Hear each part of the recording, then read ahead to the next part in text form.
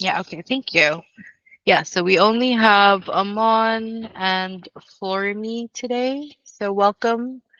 Glad to have you guys working with us on Goat. So even though it's a new project, I think um you guys will, you guys will do fine.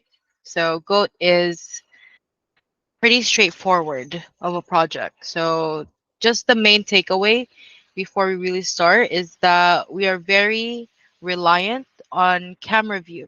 So what you see is oftentimes what you need to record in terms of our attributes on Goat. So yeah, so just a quick workflow tips. So obviously, similar to all other tasks and projects, missing objects is a very bad error on Goat. So as much as possible, we'd like to avoid that. There are several ways to ensure that we don't miss anything. So one way is to go over camera view. So like I said, Goat is camera reliant, and as such, our camera views are pretty good. So we have I think we have like eight or nine different camera angles that you guys can check and ensure that you've managed to annotate all the objects. And aside from that, we also have LiDAR view. So the example here is on LiDAR Classic, but I think the same method can be applied on LiDAR Lite, which is the pi method. So personally, I like to do this for faraway objects or just to clean up the task, right? So you try to divide your task into little sections and you investigate each section on LiDAR view to make sure you didn't miss anything.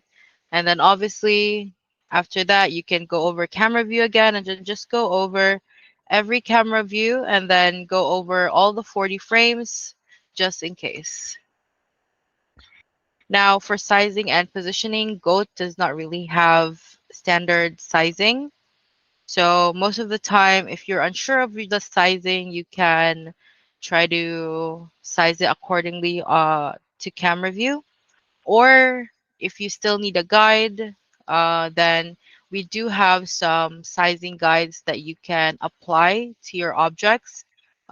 This only works for objects with limited points. So for objects with enough points, I believe you're able to size it according to the points just fine, right? And then as for positioning, dynamic APC is really helpful here, especially on lighter light because positioning on lighter light works a little bit differently compared to classic, right? You have to drag the cuboid around a lot. So make use of dynamic APC just to make sure none of the points bleed out of the cuboid. Mhm. So this is the general sizes of the vehicles. So like I said, we're not very strict when it comes to following these sizes because we don't really have standard sizing in GOAT. So don't treat this as standard size and adjust all the objects in a task that you're reviewing just because they don't follow these sizes. So these sizes only are only here to serve as a guide if you need it. So I will post a link to the introduction to the slideshow later. You guys can save the sizes for your own use if you need it. Now, attributes, like I mentioned earlier, attributes are what you see is what you should apply kind of basis. So just a general tip on our attributes, a lot of them will be frame by frame, but some of them will be global. So we'll go over which ones you need to check frame by frame and which ones you need to just apply to all frames, right? So yeah, and then it's very common that your attributes may change throughout the 40 frames. So depending on camera view, so if it's visible, if a light was suddenly turned on or if a door suddenly opened, then you will need to change the attribute to match what you see. Now, for some annotation rules, minimum LiDAR points. So Go doesn't have minimum LiDAR points. So, like I mentioned earlier, the camera view will be one of the best ways to look for missing objects, especially if they no longer have LiDAR points. But there are some rules to this. So, if your object has no LiDAR points and you suspect that it could still be a valid missing object, then you should always use the ruler tool to measure if it fits the requirements for it to be added as a missing object. So the requirements for that would be at least 20 px, 20 pixels, I believe, on the zoomed in cameras. So camera 77 and camera 78. So at least 20 pixels there, the object, yeah, from the ruler tool. And then all the other camera views, they can be at least 10 pixels. So this is an example of how we like to measure an object. So obviously if it's very close, if it has very dense points, you don't need to do this. So this is often used for objects that are pretty far away, but could still be a valid addition to the task. So never rule that out. As a general guideline, always measure faraway objects just to make sure you're not going to be missing any missing object, right? So 20 pixels in camera one, zoomed in camera, and then all the other camera views at least 10 pixels. Now for dummy objects, so dummy objects for stationary objects at least, so objects that don't move, static objects. So this is an attribute that you can apply to all frames automatically.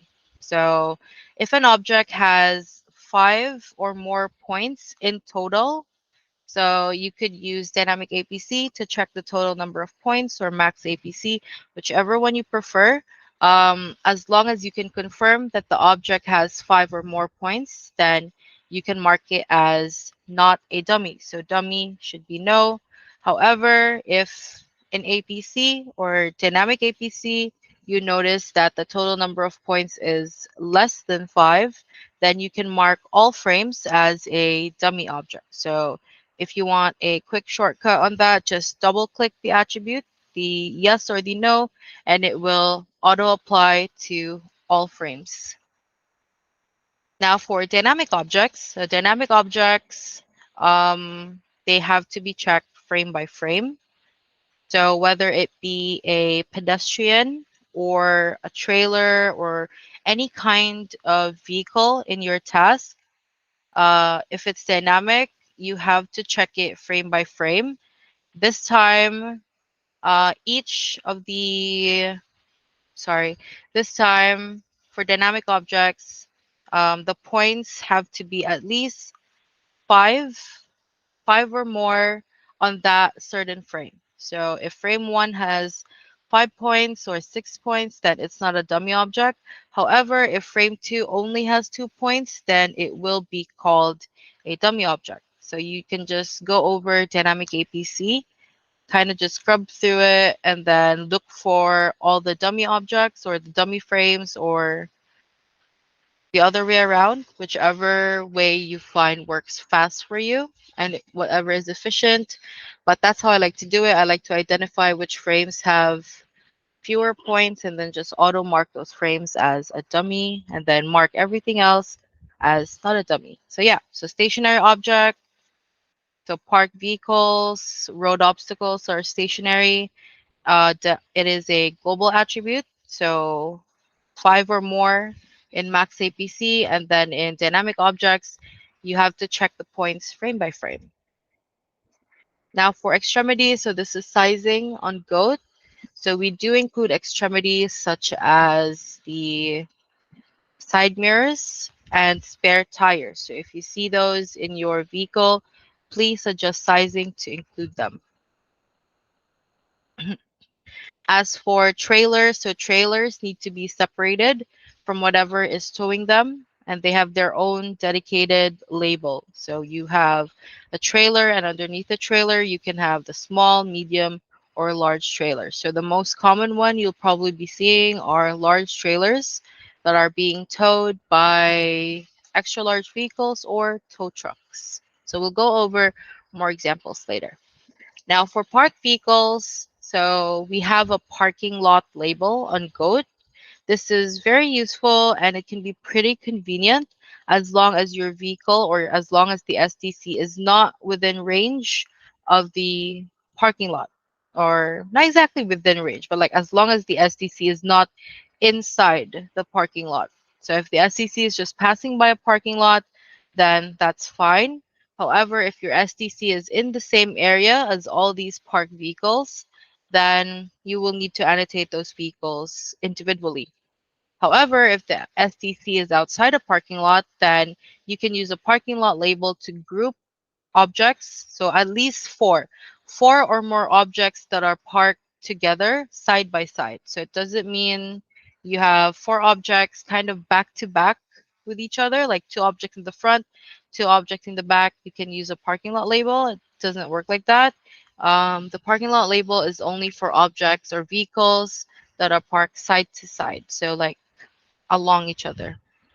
So at least four, they have to be densely packed in camera view or according to the LiDAR points that we have. And then if you have any unnecessary objects such as street lamps or like shrubbery or bushes, please don't include them. But instead, if there are at least like let's say eight objects, you can kind of just divide your parking lot label to exclude unnecessary objects inside them. So only the vehicles in this label. Now for ID consistency, this is more so on our unique labels for each object. So you notice that each vehicle will have their own cuboid ID, right? So the best way to ensure this is to make sure that you are following the vehicle's movement closely via LiDAR points or camera view. So we don't want two cuboids for the same vehicle just because you kind of lost track of it throughout the 40 frames. So just try to follow the movement, and if it disappears from view, runs out of points, and doesn't fit our minimum pixel rule anymore, then you can just stop annotating it. So please avoid double cuboids for the same object. Now, a few extra points. So we have echo points.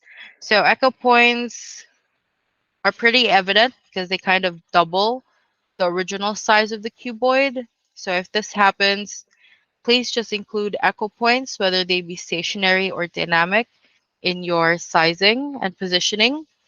And for data shift, just include all the points in your cuboid.